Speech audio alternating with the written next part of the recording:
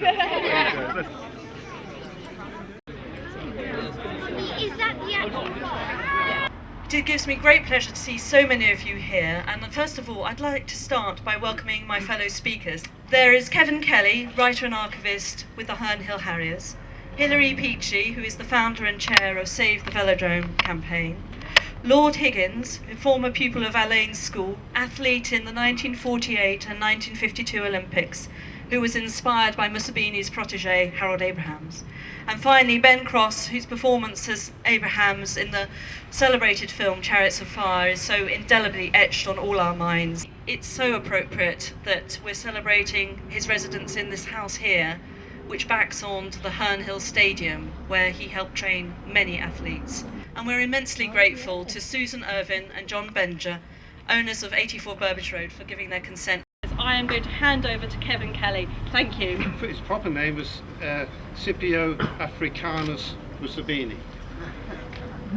Very flamboyant name, but everybody knew Mr. Mussabini as Sam. In 1894, he was asked to be the cycling coach for the Dunlop cycling team based at Crystal Palace.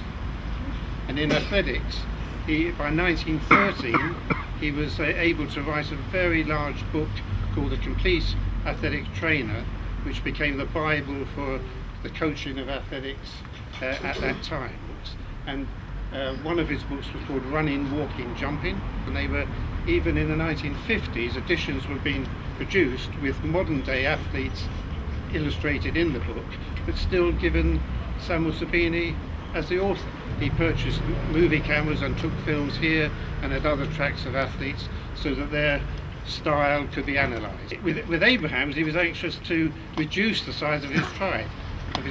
Ben probably can demonstrate the long leggy stride that Abrahams had.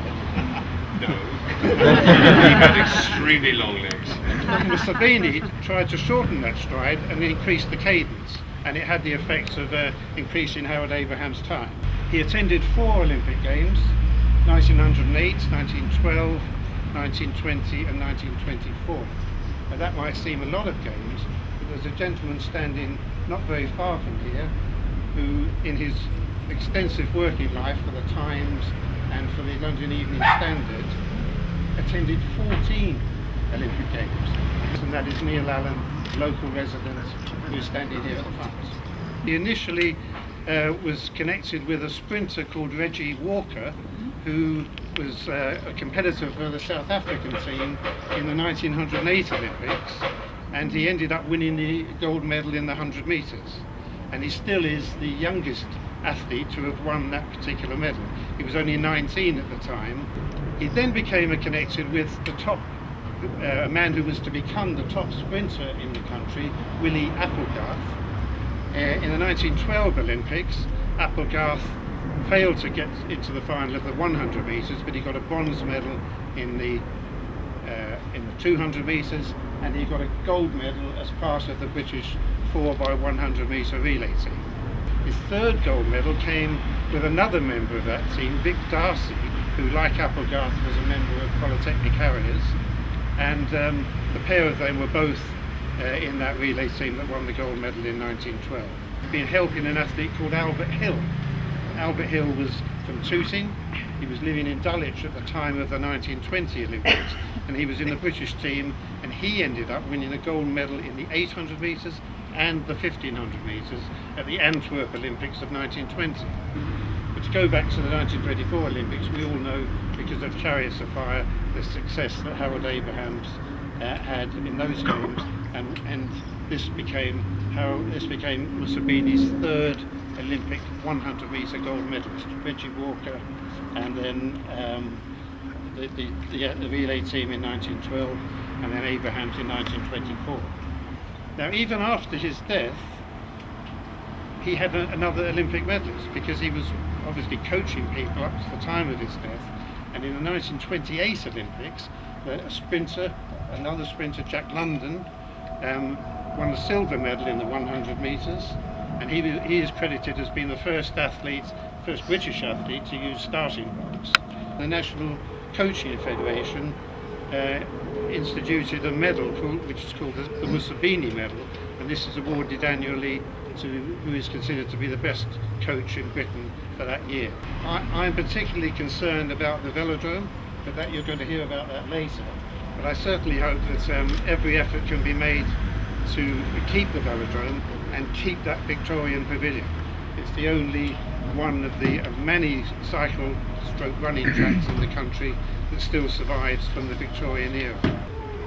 That basically finishes what I have to say, other than a letter that I wish to read from Brian March and his grandson. Thank you for the plaque.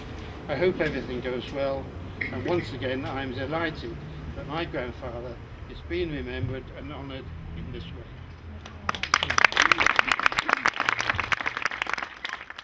My name's Hilary Peachy. I'm chair of the Herne Hill Velodrome Trust. I was introduced to the Herne Hill Velodrome 2 years ago when my children started cycling at the velodrome. I had lived previously for 7 years in Herne Hill and never knew that a velodrome existed right on our doorstep. I was asked to raise £250,000, which was needed to resurface the track, or the track would close. We set about and looked into what we needed to do, and thanks to the help of the Dulwich Estate, British Cycling, who invested the £450,000 needed, phase 1 was complete. We then have to look at the rest of the site, and this site is so historical, and being here today and you see more history attached to this site, the importance of everybody coming together and making sure that we can get through phase 2, which is the pavilion. We are in feasibility. We have the design team, which is Michael Hopkins, who have completed the Stratford Velodrome, project management teams, and the Herne Hill Velodrome Trust, which consists of 12 people with different backgrounds to make this project happen. We feel that we have made progress, but it's very much, we're in this stage that we need everyone to come together so that we can really fulfill this dream for this site of keeping it open for the next 100 years and bringing more children, potential Olympian athletes, to celebrate, and maybe one day they can have a blue plaque on a wall close by in the future. So please come on board. If you need to see information around, sign up to it, become a friend of the Herne Hill Velodrome Trust, and make us make this project happen. Thank you. I'm afraid I'm not quite old enough to have known Sam Mussabini, but I did know Harold Abrahams extremely well, because after the war he became the principal radio commentator on athletics, and as part of that would go around everywhere with the various British teams. He was an enormous encouragement to us at that time. We all trained together here at the Herne Hill track.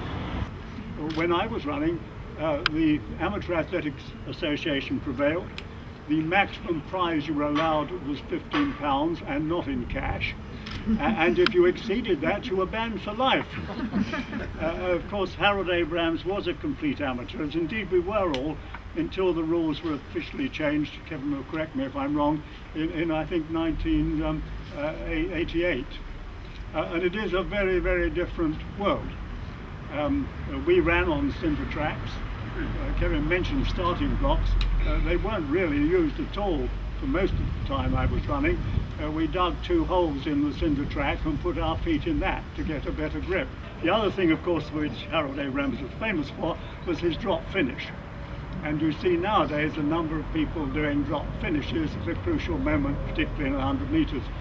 It's a very dangerous thing to do, because the trouble is if you dive forward you also come back, and it requires a degree of timing which Harold Abrahams had to perfection, but many others who have tried it since have found that they came second. So I'm really very delighted to have the opportunity of being here today.